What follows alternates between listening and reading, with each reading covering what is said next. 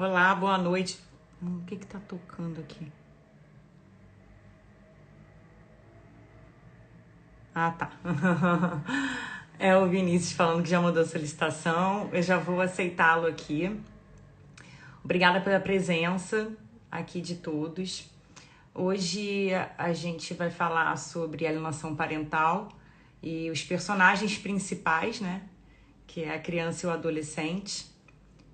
Eles que mais sofrem com tudo isso. São pouco observados, é um sentir de quem atua no direito, é um sentir do pai ou da mãe, né? Essa prática que é um crime contra a criança e o adolescente, é falta de respeito, é falta de carinho, é falta de muita coisa, mas ao mesmo tempo também a gente entende de alguma forma que existem pessoas que são doentes, né? E que estão criando crianças e adolescentes. Então é um tanto quanto complicado. Mas enfim. É a discussão para 10 horas de live, porque são muitos detalhes. Bom, eu vou chamar aqui o Vinícius, porque a gente só tem 1 hora. Eu vou até cronometrar, porque infelizmente aqui eles derrubam, né? Eles só avisam assim, ó, vamos derrubar. E derrubam. Então eu vou colocar o cronômetro aqui. Já vou chamar o Vinícius para ele se apresentar.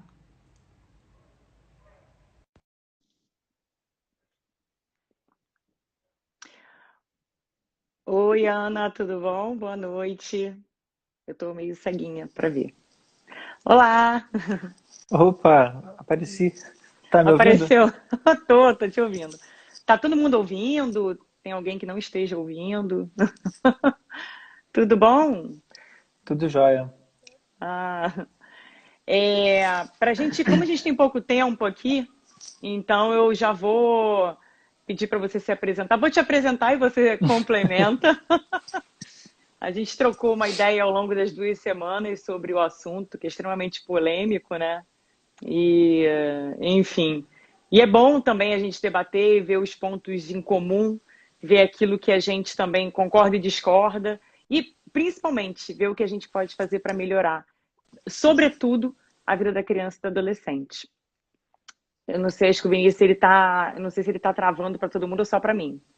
Não, eu travei pra todo mundo. Eu tinha até te falado mais cedo. Travou, né? A net tá me derrubando. Mas agora eu tô Tá na vivo, derrubando, vamos né? ver. É. É, não, tá um. Tá horrível. Eu tô pelo meu perfil profissional, né? Tô. Eu tenho tanto perfil aqui no meu WhatsApp, no meu Instagram, que eu nem sei, enfim, é, qual que eu tô Qual tá entrando. usando, né? Vinícius, primeiro de tudo, te agradecer pela disponibilidade, por se predispor aqui a falar com a gente sobre esse tema tão polêmico. Não deveria ser polêmico, Não deveria. ele é tão prático, né? Mas ele é polêmico, né? A gente está vendo aí as discussões por aí. O Vinícius Ferreira, você é você é presidente, né? Não quero te Da dar, de FIPA, repente, isso. o cargo errado. Da Associação Nacional em Defesa dos Filhos pela Igualdade Parental. Eu adorei, que é a Anfipa. Eu adorei essa sigla, porque todo mundo fala dos pais, das mães e pelos filhos. Quem está pelos filhos, né? Então eu Esse é o peço grande que você... problema. Esse é o grande problema, né? Esse, na verdade, pra mim é o único problema. Exatamente, né? É a parte mais sensível. Então eu peço que você presente. Bom, eu sou cirurgião dentista, né? E aí, o que que tem um cirurgião dentista falando disso? Bom, eu comecei a lidar com alienação parental, eu tenho 8 anos, e desde então fiz o caminho que todo pai faz.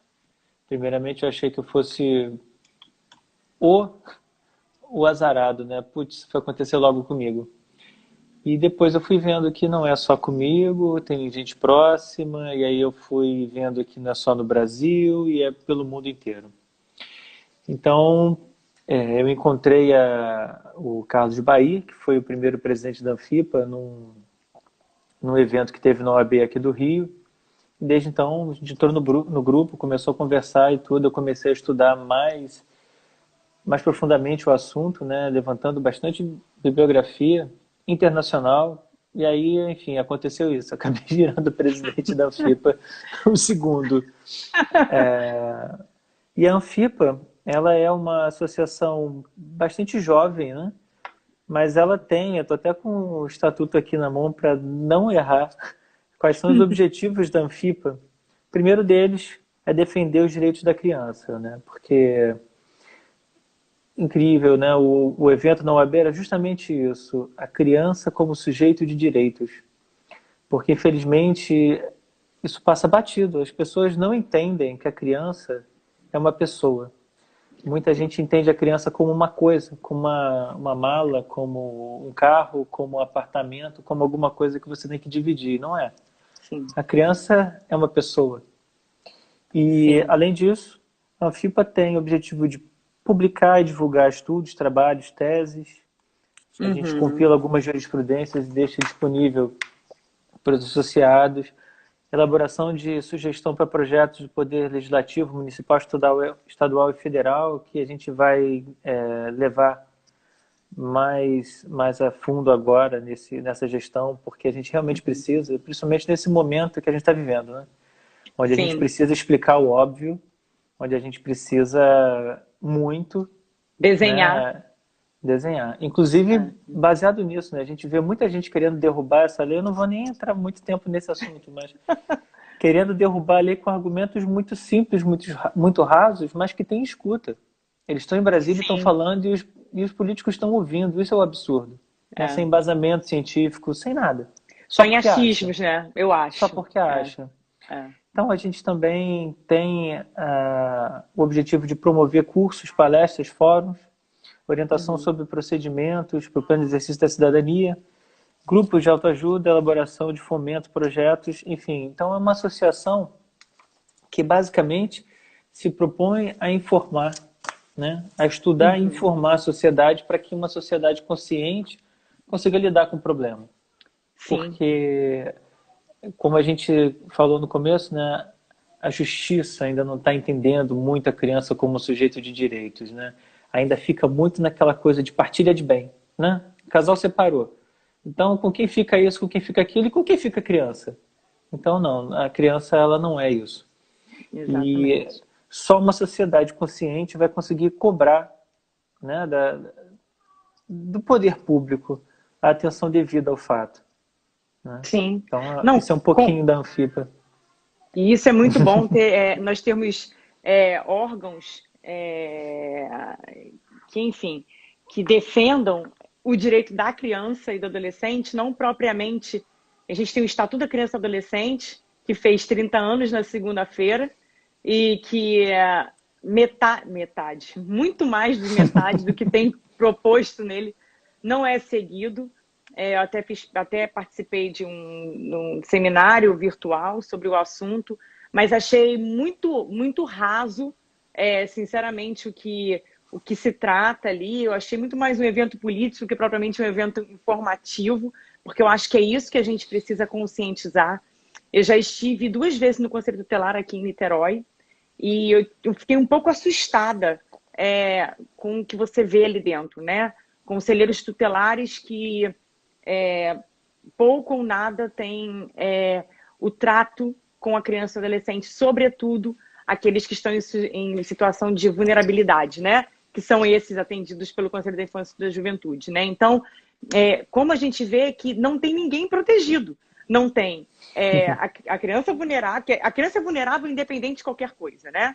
Então não tem ninguém protegido, não tem a criança, não tem a criança que tenha pai e mãe, não tem a criança em estado de vulnerabilidade, mas impressionantemente, numa barganha jurídica, os pais esquecem que essa criança é um sujeito de direitos, né? Ela é uma coisa, ela é algo suscetível às partes, e eu falo e eu faço aquilo que eu acho que eu tenho que falar e fazer. Né? Eu utilizo, como a doutora Ângela Jimenez, numa live que eu fiz com ela na Comissão de Direito das Famílias e Sucessões da ABA, ela falou sobre isso. É uma gratificação. A criança vira uma gratificação, ela vira um joguete. Bom, agora eu quero utilizar essa criança contra o pai. agora eu quero utilizar essa criança contra a mãe, né? Então, a gente fala, né, a boa parte de quem está assistindo aqui são operadores do direito, é de operadores do direito. Então, a gente sempre tenta contextualizar e a gente coloca a questão, os nomes são sempre muito bonitinhos, né? São sempre dados nomes, criados nomes, feito doutrina, mas a prática é completamente diferente. Então, o que eu sinto, por exemplo, antes era o pátrio poder. Hoje a gente fala de poder familiar e sobretudo, de autoridade familiar, né? Que é a autoridade parental, que é aquela que pai, mãe, pai, enfim. A gente aqui não está discutindo gênero nem nada disso. Cada um faz aquilo que queira da sua vida, mas lembrando sempre que existe criança, né, envolvida. Então, essa igualdade trazida pela Constituição Federal, homens e mulheres são iguais perante a lei. A gente sabe que todos são iguais perante a lei e que se diferenciam, né, se desigualam na medida que né, das suas desigualdades. Todo mundo sabe disso, isso é uma questão óbvia, é uma questão biológica, enfim, são várias questões. Eu só vou fazer só uma pausa aqui, porque meu pai e minha mãe entraram na live. Que bom! Não é? Isso é muito bom, uma família unida, isso é, não é? Importantíssimo. Dando quórum pra gente. Mas enfim, não sabia nem que meu pai sabia usar o Instagram, mas enfim. Pai faz tanta coisa por filho. Não é? Não é? E aí a gente contextualiza justamente nisso, né? Essa ideia da igualdade entre homens e mulheres, né? Na Constituição, que para variar, a Constituição é uma regrinha, é tudo delimitado, tudo bonitinho, tudo organizadinho, mas na hora de colocar em prática a gente encontra um monte de óbice, né? Muitos óbices, né? Então isso é uma questão que a gente tem que sempre trazer à tona, porque não adianta a gente falar em igualdade e ninguém pode lutar por igualdade só de um grupo. A igualdade tem que ser para todos. Eu não posso unicamente lutar pelo direito das mulheres se eu não insiro o pai, não insiro né, o sujeito do outro lado, que também tem a parentalidade em relação a essa criança, nesse contexto. Porque senão eu tenho uma voz só. Isso não é luta, isso não é igualdade. E é interessante isso que você está dizendo, porque eu até te mandei mensagem, né? Cheguei um pouquinho mais cedo. E eu levantei aqui, dado de IBGE, que de cada 3 casamentos, um acaba em divórcio. E a gente precisa muito falar sobre o divórcio. Muito. Porque as pessoas pensam que é uma coisa e, assim, não estão preparadas para o divórcio. Não. Ninguém está preparado para nada, né? Então, mas, assim, e a todo gente mundo vai faz. vendo... e a gente vai vendo, você falou sobre a distância que tem entre o que está escrito e o que é feito. Em 2014, 7,5% dos casos de divórcio no Brasil tinham guarda compartilhada, 2014, e a primeira lei é de 2008. Em 2017, foram 20,9% dos casos de guarda compartilhada concedida, quando a lei diz que a guarda compartilhada é o padrão, a não ser que um dos genitores não queira. Ele abre mão. Então, acho que a gente está lidando. Né? Então, a lei está ali, a lei está bonita, está escrita, e na segunda formulação dela, né, de 2014, ela ainda fala, deixa eu colar só para não falar besteira. Não, eu também tenho colas aqui. Porque ele diz o seguinte: o tempo de convívio com os filhos deve ser dividido de forma equilibrada com a mãe e com o pai, sempre tendo em vista as condições fáticas e os interesses dos filhos. E aí, essa questão, né? Convivência equilibrada. O que é o equilíbrio? Eu não vejo equilíbrio diferente de uma balança assim, com peso igual dos dois lados. Se você aumenta o braço, você aumenta o peso e você compensa, mas o equilíbrio significa que a criança vai ter acesso ao pai e vai ter a mãe. Acesso à mãe. Né? E, infelizmente, a gente no Brasil está lidando com um problema seríssimo de mudar essa visão, porque, inclusive, isso é fruto da luta feminista. Nada melhor para a mulher que separa do que a guarda compartilhada, porque ela vai ter certeza que o filho está com o pai e ela vai ter liberdade, tranquilidade para estudar, para trabalhar, para namorar. De novo. Exatamente. Né? Infelizmente, e a gente a guarda tá aqui discutindo o óbvio, né? Exatamente. E a gente está falando de guarda, porque a guarda é mais uma coisa que está no papel. A guarda tem que ser compartilhada, vamos compartilhar a guarda. Aí, assim, eu ouvi, na época em que a guarda compartilhada surgiu, né, no ordenamento que foi em 2008, eu vi uma juíza de direito falar que a guarda compartilhada significa 15 dias na casa de cada um. E isso daí é uma coisa um tanto quanto delicada, porque não necessariamente é assim, né? Não é uma regrinha. Ah, a guarda compartilhada é 15 dias na casa de cada um. Não. O que se quer é que se busque o equilíbrio, mas buscar o equilíbrio genuinamente, de forma coativa, de forma que ambos participem dessa criação dessa criança.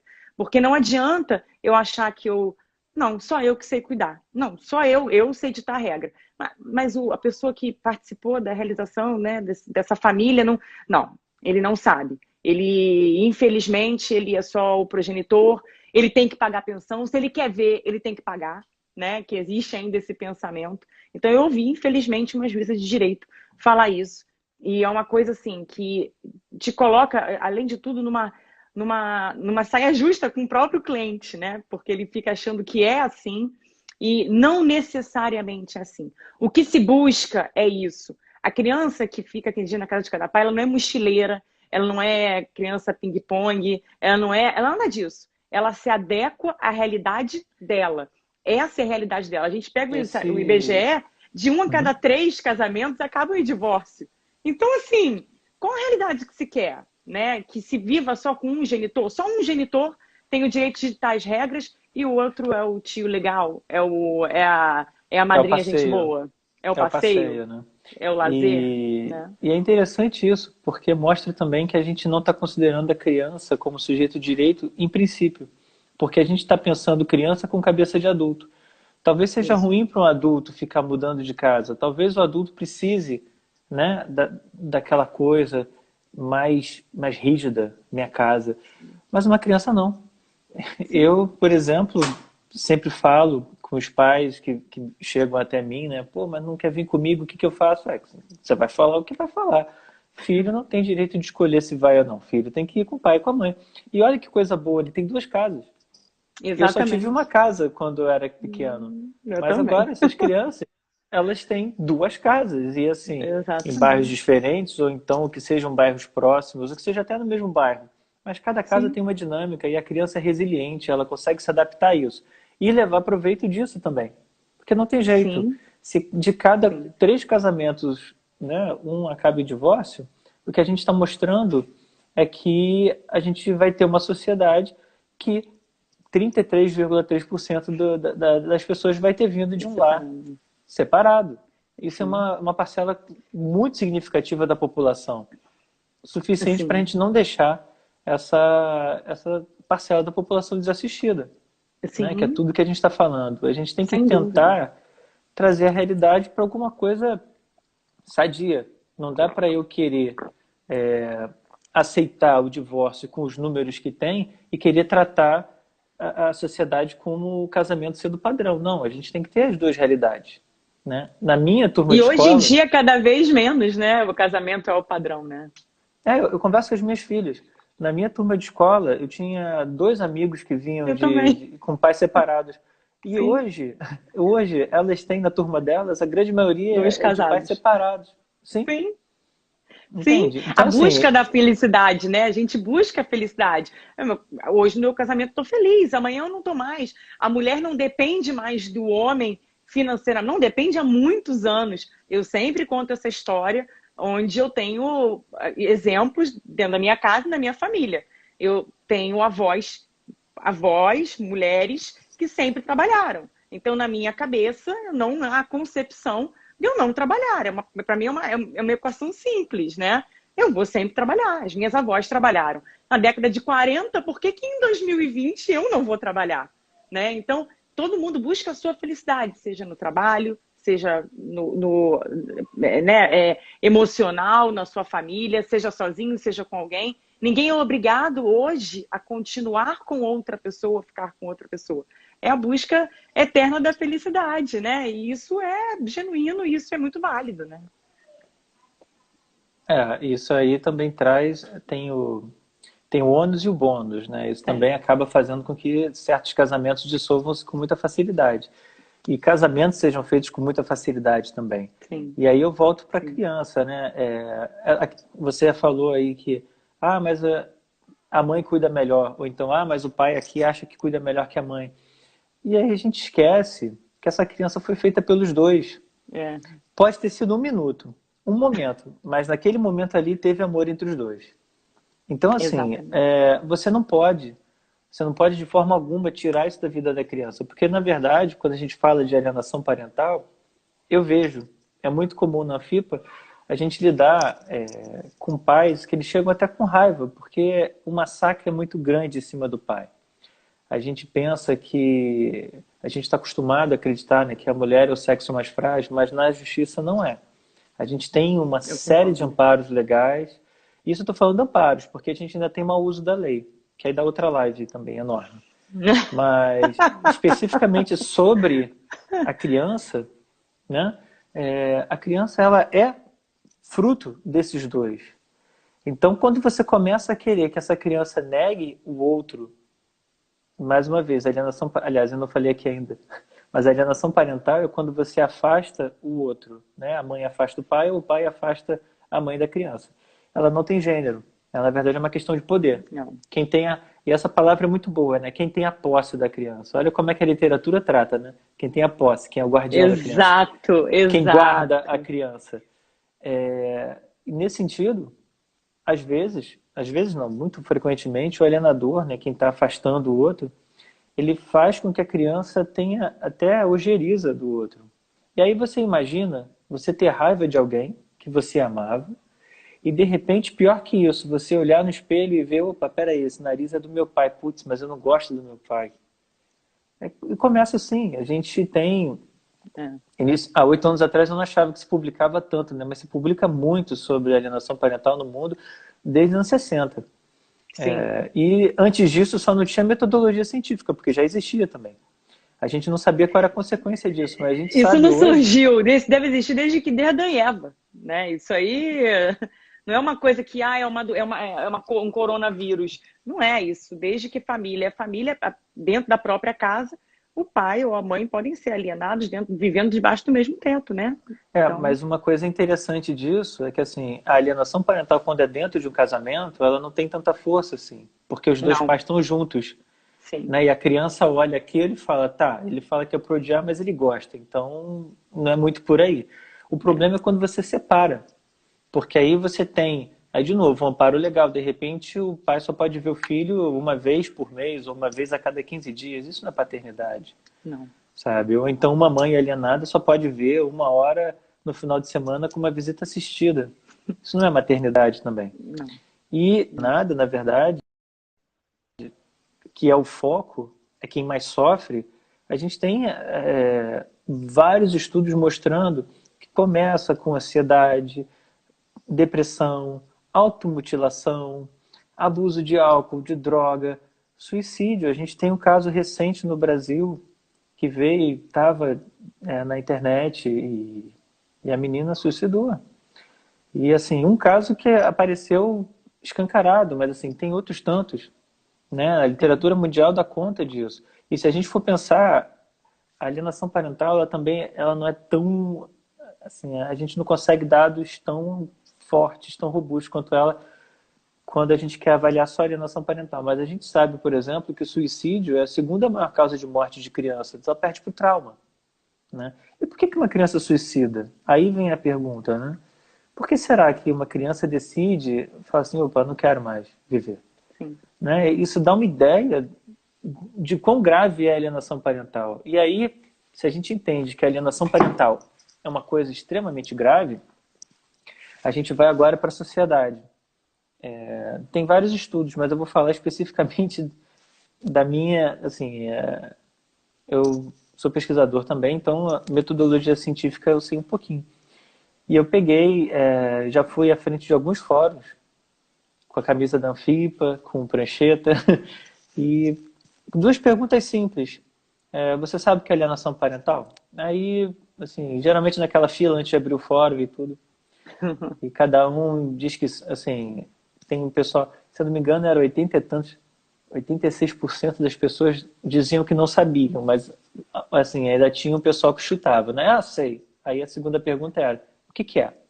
Aham. E aí sim, aí a gente via que quem dizia que sabia, não sabia. E, e aí as pessoas, engraçado que tem respostas até interessantes.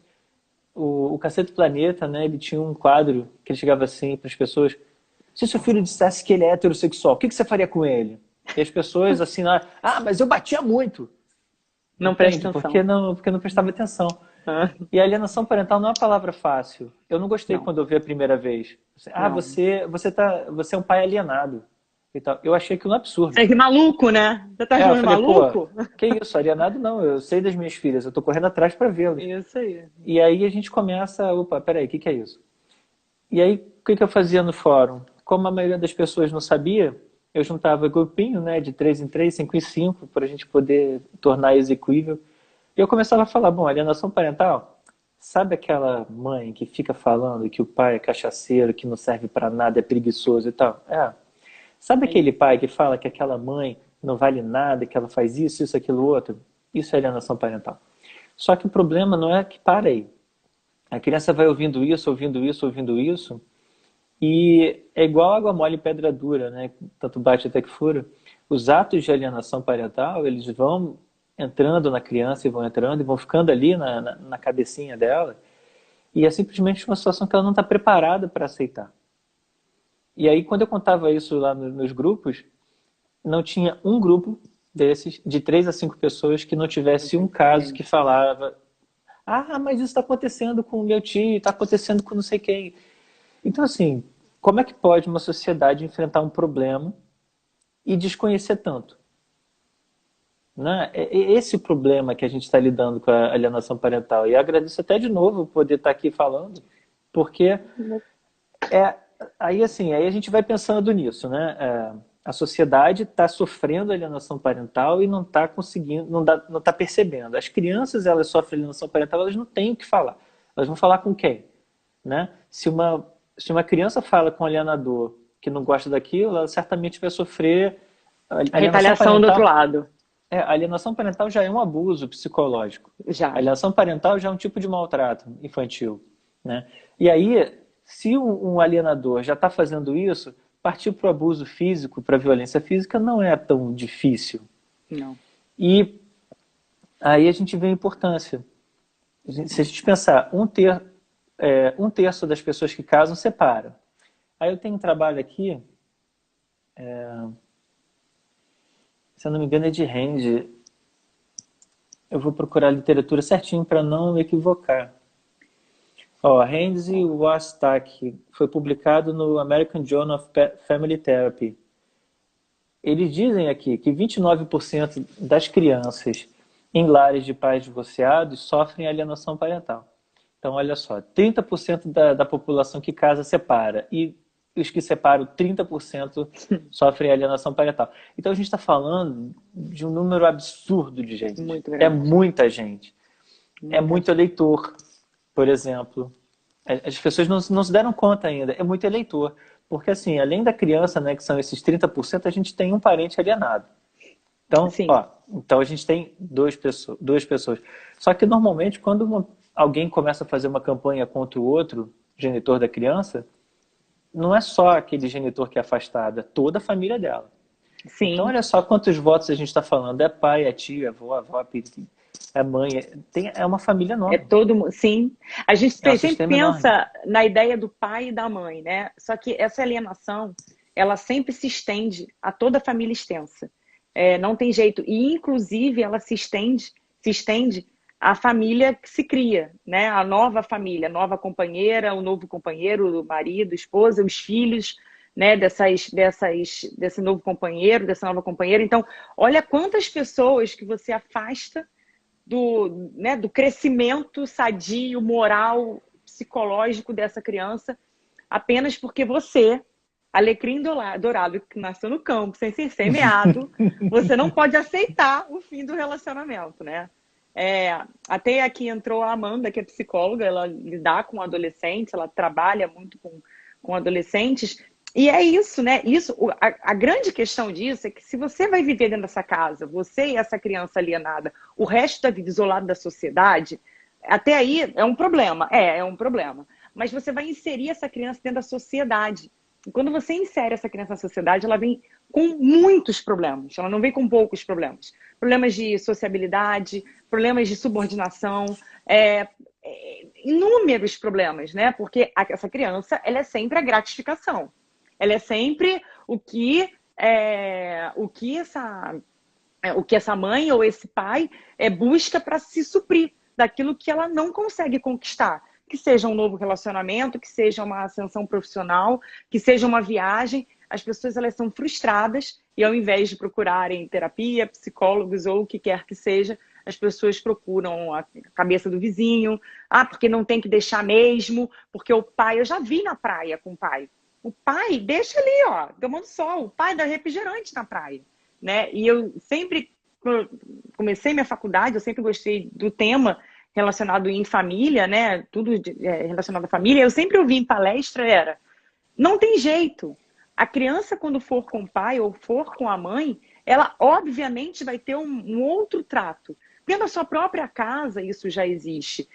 O pai é evangélico, a mãe é católica. A mãe é vegana, o pai gosta de comer carne. Então, assim, dentro da própria casa, a gente já vê essas conjecturas. Por que quando separa, passa a ser um grande problema a criança tomar refrigerante? Bom, ela é diabética? Ela tem algum problema de saúde? Não. Então, qual o motivo de não se permitir esse lazer enquanto está? E é o que eu falo, eu tenho cliente mulher, mas eu gosto muito, não estou me desfazendo de nenhuma cliente mulher que eu tenha, mas eu gosto muito de atender o pai, porque é um universo diferente e é o desafio. Porque o judiciário ainda é extremamente machista, é o que é o judiciário, né? E muita mulher que se diz feminista, ela é machista. Então, porque eu defendo direitos iguais. Bom, direitos iguais até onde te convém, né? Então, a gente tem essas dificuldades. Então, quando eu vou para o judiciário pela mãe, pode demorar para o pai ir preso, pode demorar para o pai ter afastamento dessa criança, mas vão conseguir, né? Isso é um fato. Quando é o contrário, é sempre mais desafiador. A gente sempre tem que ouvir as piadas de não, mas veja bem, a criança viveu todo esse tempo com a mãe. Sim, uma mãe é alienadora. mas agora você vai tirar do lar, né? O juiz tem medo de aplicar. Existe uma lei, a Lei 12.318, que fala da alienação parental, que é uma regrinha, é só você seguir aquela regrinha, e uma delas, né, uma das sanções, que eu acho que não é sanção que se aplica, é unicamente em favor da criança, porque é utilizado na lei como uma sanção para outra parte. Mais uma vez, o personagem principal não é tratado na própria lei. Não é uma sanção para outra parte quando se inverte a guarda está unicamente com a mãe ou compartilhada e você coloca com o pai, né? A guarda é unilateral com o pai. Isso não é uma sanção. Isso aí é uma salvação para essa criança. Isso é uma necessidade para essa criança. É interessante. Eu queria falar do pai, né? Mas depois eu volto no pai. Essa lei, ela é muito bem feita. Ela é uma lei muito boa para que se presta, porque assim, ela não dá punição, cadeia para o alienador. Se reparar bem na lei, ela não pune o alienador, ela não quer saber do alienador. Ela simplesmente identifica o seguinte: são atos de alienação parental, tal. A pessoa cometeu a alienação parental, então o outro vai ganhar mais tempo. Para quê? Para desfazer a alienação parental, para poder ter um convívio mais equilibrado, né? Então, assim, e ela vai num crescente, ela não inverte a guarda. É impressionante como tem gente que fala assim: tem que acabar com a lei da alienação parental porque vem o pai e denuncia, a justiça tira o filho da criança, tira o filho da mãe. Eu não conheço caso de mãe que tenha perdido a guarda por causa de alienação parental assim, pá, pum. Nunca é. Nunca. Sabe? Um processo desse dura 3, 4 anos. A criança está completamente alienada, não tem nem mais o que se fazer direito, né? E o que é legal da lei é que, assim, passa batido por muita gente. Ela não está preocupada com pai e mãe, ela está preocupada com a criança. E é isso que a gente tem que olhar, sabe? É pensar que essa criança é o futuro da sociedade. E você muito bem falou, e eu gosto muito dessa imagem, uma criança que sofre alienação parental, é igual você tentar andar com 2 pianos nas costas. Enquanto os outros estão se desenvolvendo, ela está segurando o piano. Tem uma corrida, tem um vídeo, uma propaganda que, se eu não me engano, é questão racial. Começa a corrida de $100, né? Tá no parque e a pessoa põe um monte de gente ali e fala, ó, quem chegar primeiro aqui vai ganhar os $100. Aí você pensa, pô, tá todo mundo um lado ao lado, todo mundo perfilado, quem correr mais ganha, então tudo igual. Aí ele começa a falar, olha, quem tem um pai casado até hoje dá 2 passos à frente. Aí vai uma pessoa para frente. Olha, quem tem condição de estudar em escola particular dá 2 passos à frente. E assim ele vai indo, até que chega uma hora e ele fala assim, agora olha para trás. E só tem negro atrás. É uma propaganda com relação ao racismo. E ele fala justamente do privilégio branco que existe. Né? E é chocante aquilo ali, porque chega no final, o branco dá 2 passos, pega os $100. E o negro ele vai ter que correr muito mais. A criança que sofre alienação parental ela é mais ou menos isso. Ela vai ter que dar muitos passos e correr muito rápido para poder chegar a algum lugar, porque de maneira geral ela está quilômetros de distância para trás. Né? Sim. Do pai, né, que você estava dizendo, o pai não cuida bem e tudo. E é interessante, assim, eu comecei a estudar, eu não gosto de falar coisa por achismo. Quando acha alguma coisa, e eu não sei se eu saí. Tá funcionando? Não, tá aí. Tá picotando, mas tá indo. Tá. Agora tá no 3G. Então o que acontece? Deve ter mudado. Fica Então, assim, Então o que acontece? É muito comum aquela coisa da mãe, se eu tô falando de um casal casado ainda, que é engraçado que a literatura científica chama de casal intacto. Então, tá andando, o pai lá andando do lado da mãe, a mãe andando com o carrinho direitinho. Aí a mãe cansa e fala assim, leva um pouco. O que o cara faz? A grande maioria pega o carro e começa e brinca que é um carrinho de corrida e faz curva e tudo. Para as mulheres, provavelmente isso vai soar como algo perigoso. Só que as crianças adoram. E eu comecei a ler a respeito da paternidade e eu descobri o seguinte, isso é consolidado também. Dentro do desenvolvimento infantil, a criança é gerada na mulher e ela tem um primeiro contato de dependência extrema com a mulher. Né? É ela que amamenta. Embora, hoje em dia, eu posso falar por mim, eu só não consegui amamentar, mas quem deu o primeiro banho foi eu, quem trocou primeiro fui eu, quem ficou na maternidade ali colado fazendo tudo fui eu. Mas, então, a criança, nesse tipo de relação, ela nunca vai olhar para o mundo. Ela está no útero, ela está ali aquecida e tudo. E se você deixar a criança assim, tem até um filme muito bacana, eu gosto muito da ciência, né, e tudo, mas eu sei que ler artigo científico não é legal para muita gente. Então, tem um filminho, rodou nas redes há pouco tempo de novo, da mãe que não corta o cordão umbilical com o filho. Né? O filho se desenvolve, chega à fase adulta sem poder afastar muito da mãe. Afasta a mãe puxa o cordão umbilical. Então é isso, se você não romper essa configuração, a criança nunca vai se desenvolver. Né? E quem é que pega a criança e joga para o mundo para ela enxergar o que está ao redor e tudo? É o pai.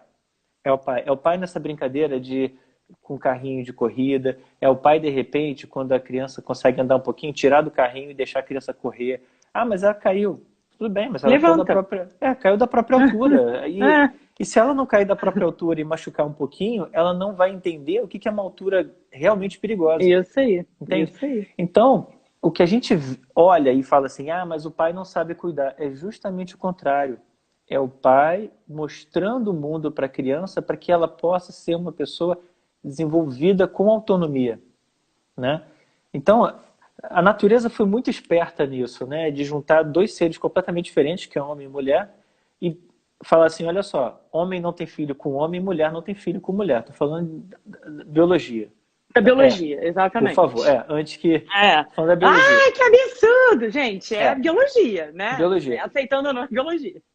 E aí, esse pai e essa mãe, eles vão educar a criança para ela poder sobreviver. E a gente, para voltar mais forte ainda na biologia, a população que hoje está no mundo é descendente dos humanos que sobreviveram na floresta, pronto, para poder sair da questão do... Então, biologia. O que acontece com, os homens que engravidaram uma mulher e deixaram para trás e foi seguir sua vida? Envelheceram e foram comidos por um tigre. Acabou. O que aconteceu com as mulheres que engravidaram, tiveram seus filhos e chutaram um homem? Aí ela teve o filho, ficou sem poder andar muito, foi comida por sei lá o quê. Quais foram as famílias que sobreviveram naquele mundo mais hostil? Foi exatamente a família dessa configuração. Então, pronto, aí eu fugi das críticas sociais de hoje. Então, naquele momento, o homem, ele ficava com a mulher e os filhos. Então, ele alimentava naquele momento que o filho era pequeno e que a mãe não podia andar direito. Mas, assim que o pai começava a perder vigor físico, e naquela época era mais rápido ainda, o filho começava a ajudar. Então, assim, a gente tem que honrar de onde a gente veio. Né? Não dá pra gente chegar de uma hora para outra e falar assim, agora eu quero que a natureza seja diferente. Não vai ser. É isso aí. Porque por mais não que é dessa queira... forma que a gente muda, né? Não é dessa maneira impositiva que a gente muda, né? Exato, não é de fora para dentro que a gente vai mudar. Né? É isso aí. E, é isso aí. E isso tudo, trazendo para o contexto da alienação parental, é justamente voltar a olhar para a criança. Qual é o melhor interesse da criança? Será que é ser afastado de um ou do outro? Será que ela quer escolher? Eu acho que é esse que é o grande problema. Coloca a criança numa posição de escolha. Ela tem que escolher. Ou é o pai ou é a mãe. A lei não manda fazer isso. Inclusive, o próprio Código Civil, quando ele fala da guarda compartilhada, em momento algum ele fala que tem que decidir a residência base dessa criança. Ele não fala no código que tem que ser na casa da mamãe ou na casa do papai. A lei fala cidade base. E conseguiram deturpar uma coisa clara, mas assim, não tem dúvida, está escrito que é cidade base. Por quê que é uma questão de cidade base? É uma questão até de... A gente estava conversando sobre isso, né, Vinícius? É uma questão até de direitos sociais, por questão de Bolsa Família, por N outras questões. Então, assim, não deturpe isso. A gente, como eu falo, aqui tem muitos advogados assistindo, o primeiro juiz da causa somos nós.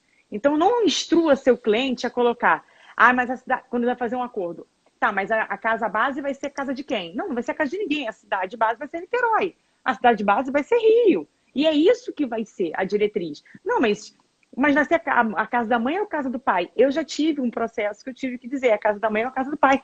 Não é isso que a lei fala. Né? É interessante...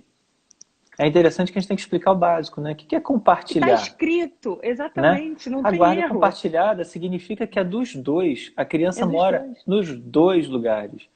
Né? Isso aí. E não há nenhum empecilho para isso, não há nenhuma desbonificação para isso. Claro, se o pai mora no Rio e na Barra e a mãe mora na Lapa, de fato, a gente parar para pensar, se essa criança vai ficar aqui na casa de cada um, essa criança vai estudar onde? Então vamos encontrar um local no meio do caminho para essa criança estudar? Para de repente ser uma coisa que se faça a configuração? Não, não tem possibilidade se a criança já estuda há 500 anos num colégio lá na Barra. Tá, então vamos fazer uma configuração onde essa criança fique mais tempo com esse pai. Não é porque o pai tem direito. A gente ouve nas audiências e conciliações, eu ouço muito assim, não, mas é o meu direito. Eu falei, não, o direito é do seu filho. O direito não é nem seu nem da sua mulher. Que é também um erro da própria ação. A ação, quando ela é distribuída, é o pai contra a mãe contra o pai, a mãe contra a mãe. Enfim, não é a criança envolvida. As partes não são a criança. O processo que define guarda e convivência de uma criança, na capa do processo não vem o nome da criança. Então, ao meu ver, já é um erro propriamente processual aí. Porque essa criança ela é extremamente importante na configuração desse processo. Então, quando a gente olha uma lei que fala cidade base, e você ouve advogado, você ouve Ministério Público, você ouve defensor, você ouve juiz falando, defina-se a casa, você leva um susto, falando, não tem que definir a casa, tem que definir a cidade.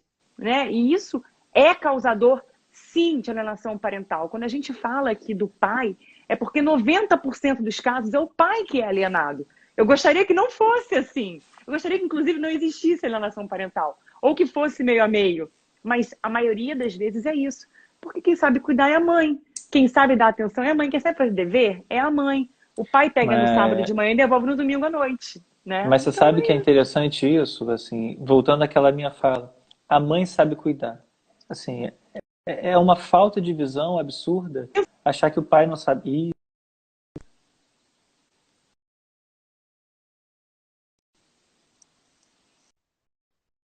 agora travou. Eu acho que eu caí agora. Voltei? Então, voltou. Nós dois estamos oscilando. Eu É, coloquei até no 4G. Tirei agora, do acho que Wi-Fi. é, Agora vamos ver fomos, se agora fica. fomos. Mas o que eu digo é que a gente só consegue enxergar alguma coisa que a gente conhece, né? É interessante que há pouco tempo E que a atrás gente eu fiz procura uma saber, live né, Vinícius? Porque comentando. é o que você falou. Sim, Achismo é sim. muito fácil. Procura, lê, tá no Google, não tem nem que comprar livro. Mas é interessante que eu fiz uma live há pouco tempo com a Leda e com o Márcio, do Diário de Alienado, sobre o filme História de Casamento, que fala sobre a história de Ai, maravilhoso. divórcio. E é Uhum. interessante que a maioria das pessoas com quem eu falei não consegue enxergar o filme como ele de fato é, a história do divórcio. Por quê? Porque as pessoas ficam fixadas no casamento. E assim, o casamento nem existe Isso no aí. filme, ele já começa no divórcio. Não. E isso mostra muito como é a visão da educação do pai. As pessoas olham, mas o pai não sabe cuidar. E é o que eu falei, uma sociedade sem pai é uma sociedade com adultos cada vez mais infantilizados. Opa, olha ao nosso redor, o que está acontecendo? Não é? Ah, É, nem. Não trabalha, não estuda, não faz nada. Geração canguru, 50 anos morando com pai e mãe. E assim nós vamos criando essa e, sociedade é, doente, né? e é interessante que, até peguei aqui agora, uma revista chama Midwifery. Ela é por enfermeiros, mais médicos e tudo. E é um artigo interessantíssimo da Shorey, que ele fala o contato pele com pele dos pais, o impacto, né, no desenvolvimento da criança. Então, sabe aquilo que todo mundo tem certo de que assim que o neném nasce é bom botar no colo da mãe, ali na sala cirúrgica, a criança vai se beneficiar, que ela vai ter um sistema imune mais resistente, ela vai ter mais autoestima. Eu vou tirar esse troço escrito em inglês aqui, que daqui a pouco... O contato do pai também. Artigo publicado. Pois Só é. que olha só que coisa. Eu estou preocupado com a hora de começar a puxar um assunto Não, e não pode poder falar. deixar que quando faltar 5 minutos eu vou te falar. 5 minutos. Mas você quer ver uma coisa, por exemplo? Muitos pais...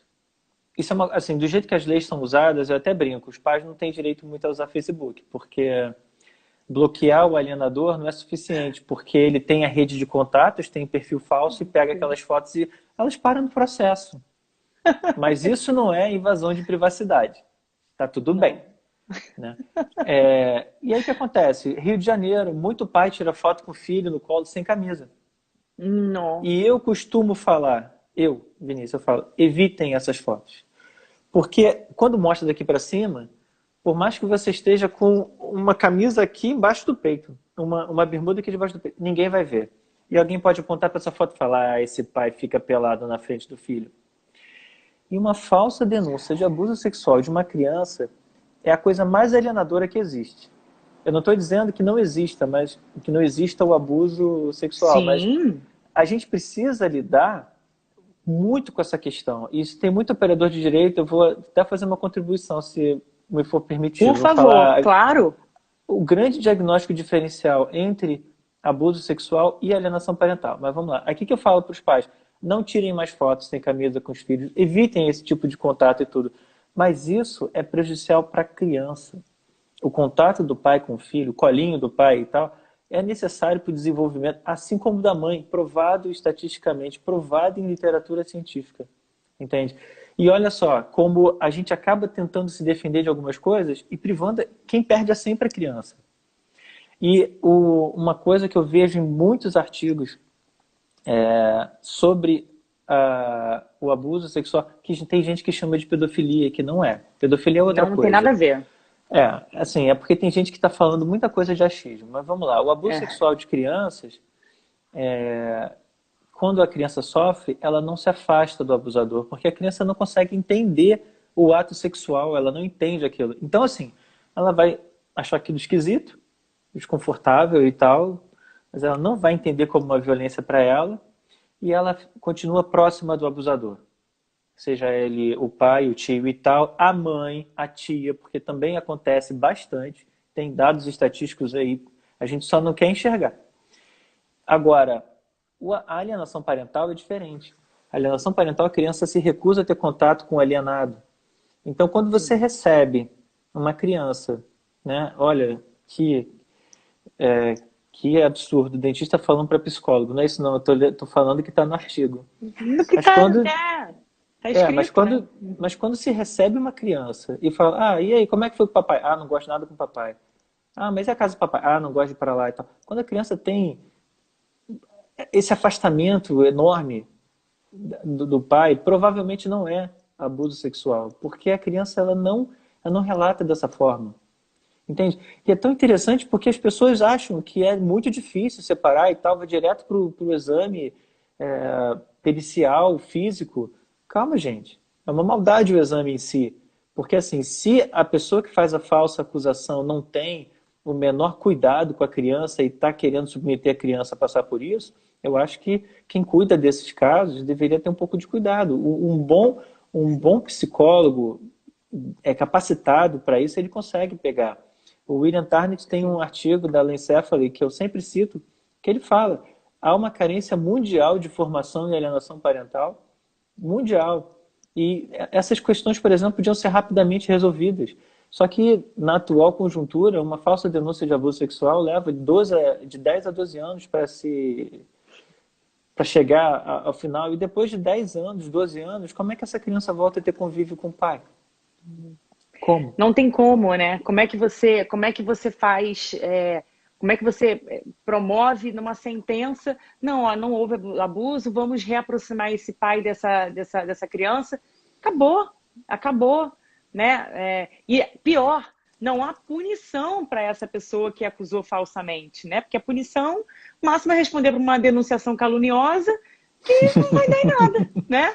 Então essas que são as questões que a gente sempre levanta. Nós temos um grupo de estudos nessa comissão da ABA, até a Ana Luísa está aqui, a Simone também está aqui, acho que a Débora também estava aqui, são pessoas que fazem parte da nossa comissão e desse grupo de estudos, e a gente fala sobre isso, né? Como a gente pode fazer a efetivação dessa alienação parental, desse processo? Como fazer ser um processo mais célere? Como fazer o judiciário levar a sério esse tipo, que é um crime? Eu volto a repetir o que eu falei no início. Isso não é só, porque é uma lei de aspecto civil. Isso é crime. O que você faz com a Então, criança é deixa eu só crime. interromper aqui, porque tem o Fábio Onchin aqui está perguntando como é que faz para evitar isso.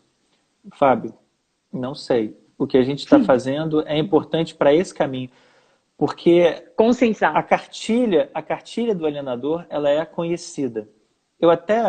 É muito interessante, porque eu pensei em publicar na página da Anfipa uma cartilha do que o alienador faz, principalmente para a gente poder capacitar o judiciário a lidar com isso. Só qual é o meu medo de fazer um negócio desse? Até aquele alienador estalinho, iniciante, vai chegar no nível hard numa lida. Em 2 minutos. Então, Exatamente. então eu Faltam evito. 5 minutos, tá? Faltam cinco E, minutos. Passa rapidinho. então, Fábio, é porque tem muita coisa para falar. Eu até Não, botei mas a um gente monte de vai coisa. fazer outra. A gente vai fazer outra, porque alienação parental é uma coisa, sabe, ô Vinícius?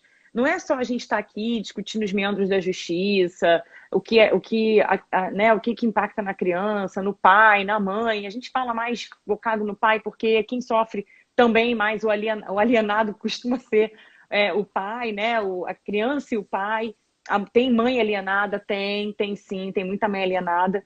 Mas a questão é isso tem que ser disseminado, isso tem que ser falado, isso a gente tem que utilizar o meio 0800, que é o meio das redes sociais, para conscientizar. Até às vezes, né, quando a gente fala do abusador, o cara é abusador e não sabe. Às vezes a mãe ou o pai, ele está praticando o ato de alienação parental sem saber, né? E isso vira uma bola de neve, né? E a gente tem mostrado... Na verdade, existe até o grande risco da alienação parental reversa, né? Sim, Ele começa sendo vítima e ele acaba perpetuando também. Perpetuando. Isso é uma coisa muito séria e que a gente não pode parar por aqui uma discussão dessas, né? E é interessante porque, assim, você falou que acontece mais com o pai e tudo.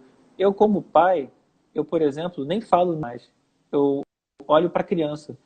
Porque, assim, eu me sinto, enquanto pai, brigando por mim, negligenciando meus filhos. Então, assim, é claro que eu não quero que todo mundo tenha essa postura igual a minha. Mas eu acho que a gente tem que trazer a sociedade para enxergar o que está acontecendo com a criança, porque é um problema de saúde pública. O que acontece? Uma criança que não se desenvolve plenamente é uma criança que vai depender do Estado na fase adulta, é uma criança que não vai conseguir prosperar, é uma criança que vai estar sempre precisando de apoio. E aí, como é que a gente quer um país desenvolvido? Como é que a gente quer sair do lugar que a gente está se a gente está cuidando mal dos nossos filhos? Veja que tem... Outra coisa que eu falo, tem sociedade de proteção aos animais. Hoje os maus tratos por animais da cadeia. Sim. Né? E para a criança a gente vê e acontece... Eu tenho um sonho, sabe, de que a sociedade um dia consiga entender o que é alienação parental e que ela consiga intervir da seguinte maneira. Da mesma forma que a gente fala assim, em briga de marido e mulher todo mundo põe a colher para acabar com a violência doméstica, eu acho que em alienação parental todo mundo também devia se meter. Tá na rua, falou isso, aquilo, outro, você fala assim, opa, olha só, dá licença, você está fazendo alienação parental para prejudicar seu filho. Entende? Eu acho que é isso que a gente precisa. Porque senão a gente fica olhando para si, e não entende que, assim, eu já tenho um pouquinho mais de tempo no mundo que meus filhos. E eu não posso deixar filhos ruins para o mundo. Né? Eu tenho que dar condição deles se desenvolverem. E assim como os filhos das pessoas próximas que eu posso ajudar. Eu estou muito preocupado com o horário, que eu acho que agora vai... faltam 2 minutos. Avisou aqui, 1 minuto e 50, na verdade. Vinícius, eu te agradeço assim, imensamente por esse carinho, por você falar.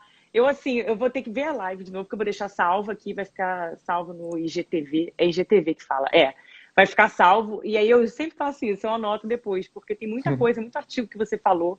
Mas eu já quero deixar aqui marcada uma próxima, que vai marcar aqui uma data para a gente falar mais sobre esse assunto, porque não tem como deixar isso morrer. Isso tem que ser disseminado, isso tem que ser dito, isso é uma coisa séria. Muito além do que uma violência doméstica é uma coisa séria, isso também é uma coisa séria. E que não pode simplesmente morrer porque é pai, é porque é mãe, enfim, é a criança sempre. Faltou 1 minuto. Então, já que você tocou no ponto da violência doméstica, eu vou fazer cenas do próximo capítulo. Uma das melhores maneiras de acabar com a violência doméstica, por exemplo, é acabar com a alienação parental. Cenas do próximo capítulo é o ciclo da violência. Exatamente. A gente vai falar sobre isso que a gente falou aquele dia, né? Eu achei interessante, nunca tinha pensado por esse lado. E tem toda a lógica tudo que você falou. E é isso. Muito obrigada. Obrigada a todos. Nossa, passou um monte de gente aqui. Adorei mesmo. Assim, eu gosto muito de conversar sobre esse assunto. Te agradeço mais uma vez imensamente, tá, Vinícius? Muito obrigada mesmo. Eu que agradeço. Tchau, gente. Obrigada, tá? Obrigada. Dentro do tempo. Não é? Isso é quase um milagre. Tchau. Obrigada a todos. Tchau.